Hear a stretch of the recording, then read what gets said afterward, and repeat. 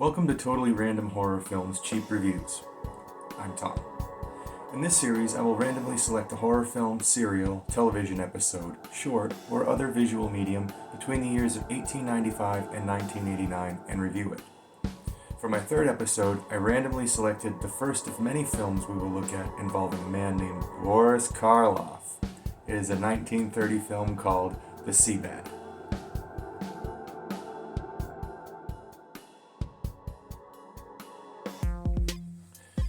Before I watched the film, I researched to get as much context as possible. This information was sourced from IMDb, the Internet Movie Database, and Wikipedia. The idea to include this film came from the book Chronology of Classic Horror Films, the 1930s, by Donald C. Willis, where it mentions semi-horrific scenes with a yacht-sized monster. The Sea Bat was released in the US on July 5, 1930.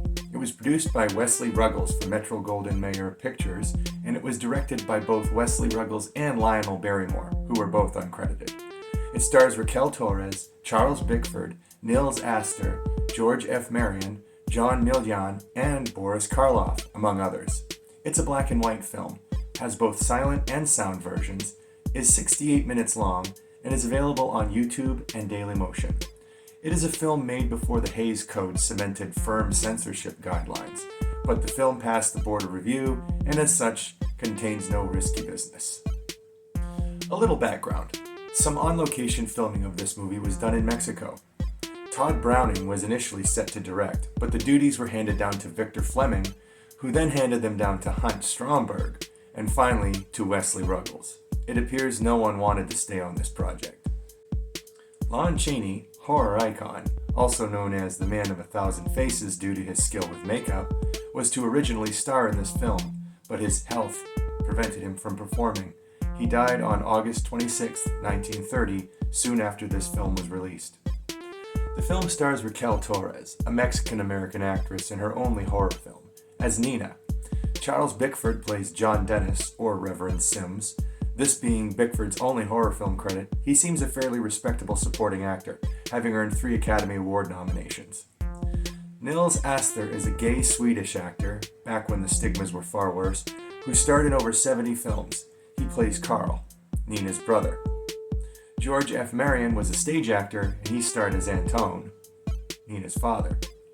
John Miljan, who was in over 200 films before he died, played Juan, and Boris Karloff played Corsican. Karloff is one of the most recognizable and influential names in early horror film. He filled the roles of the Mummy and the iconic Frankenstein's monster. Time for the review.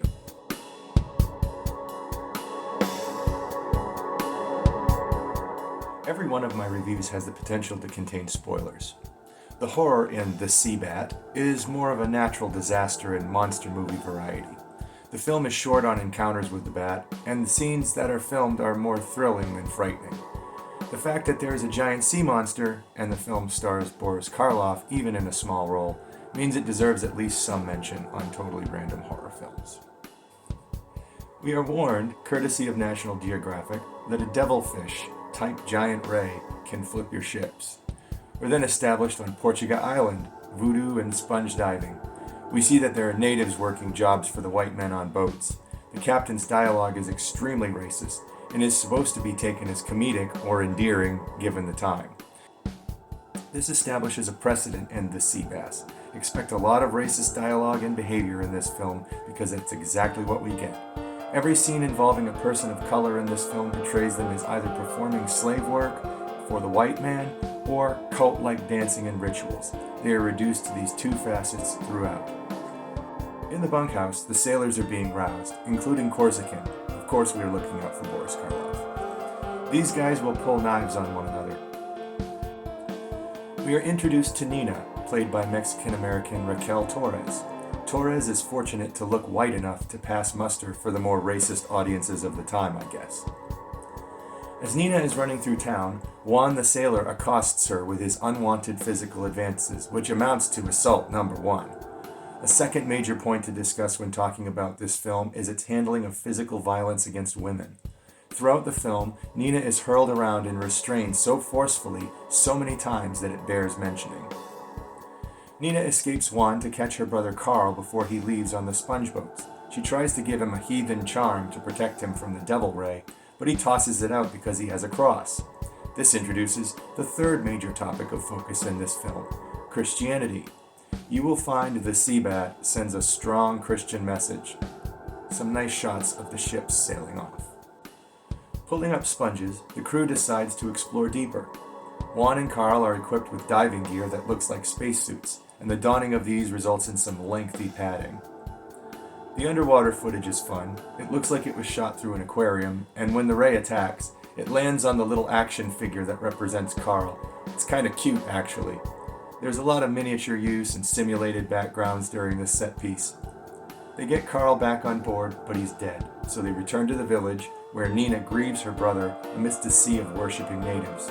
She blames the cross for not protecting Carl, and by extension, she blames the Christian faith. Antone, Nina's father, meets John Dennis at the docks.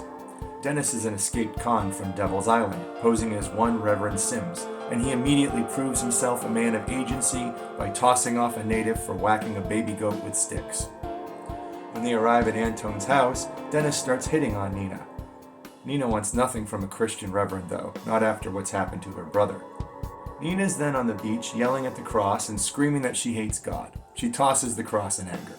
Juan tries to take advantage of her in assault number 2, but she pulls his knife out of its sheath and pokes him with it.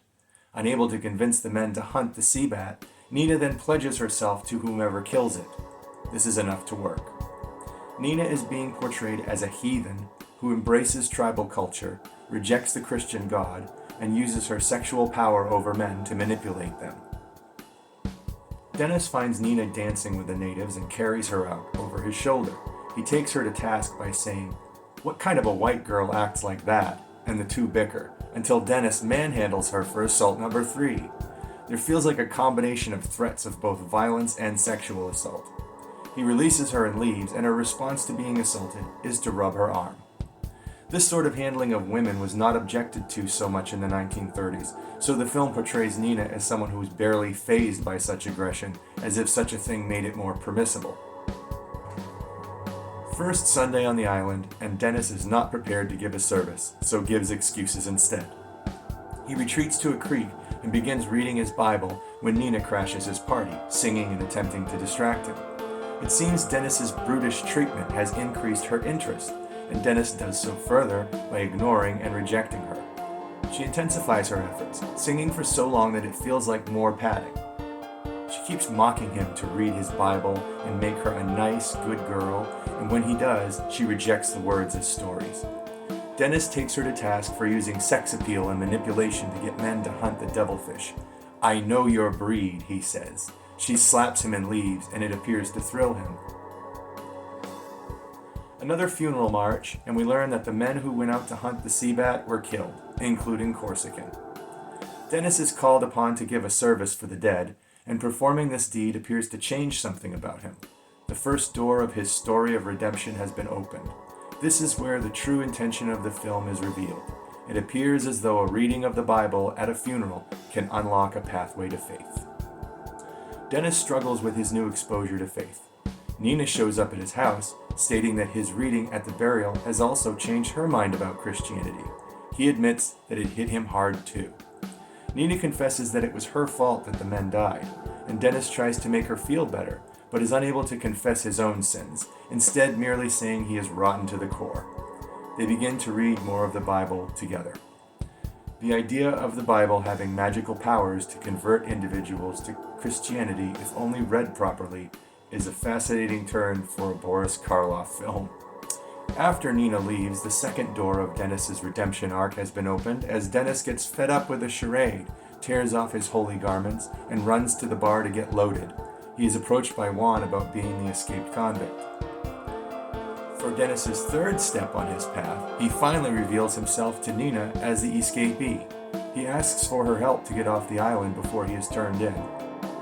Nina demands to go with, and is glad he is not a reverend, because now she can love him. Dennis comes to the conclusion that it was no accident he posed as a minister, that God had brought all of this together as part of his divine plan. They will meet later at Dennis's place. At this point, Dennis has accepted God, has admitted his faults and crimes, but still lacks the moral fortitude to accept responsibility for them. The interesting thing is that for all of Nina's hatred toward Christianity earlier in the film, it took her absolutely no time at all to make the conversion, while the man who had nothing against Christianity is struggling more because of his sins. Dennis returns to find Juan and his friend waiting for him. A verbal altercation becomes physical, and Dennis handles them both until they gang up on him. The fight scene has some lighting problems in places, but there are also some decent moments. Juan is bringing Dennis back to the authorities with a motorboat when the sea bat appears for the second time. Men start falling overboard as the ray tips boats. There are some shots where the bat looks so much smaller, about the size of the motorboat. Juan frees Dennis, who then escapes by rowboat and meets up with Nina on an island. Dennis completes his path to redemption, deciding to turn himself in. Nina agrees to wait for him, and there's our happy ending. The Sea Bat was far from a true horror film. It was shot before Boris Karloff was famous, and his bit part is just a throwaway, as we can merely say we saw his face a couple of times. There are only 2 encounters with a monstrous sea devil, but they don't conjure up much tension or fear.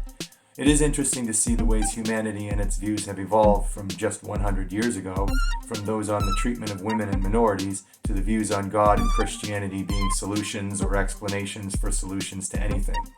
Certainly not what I was expecting. That's all for Totally Random Horror Films Cheap Review Show. Stay tuned for the next random review.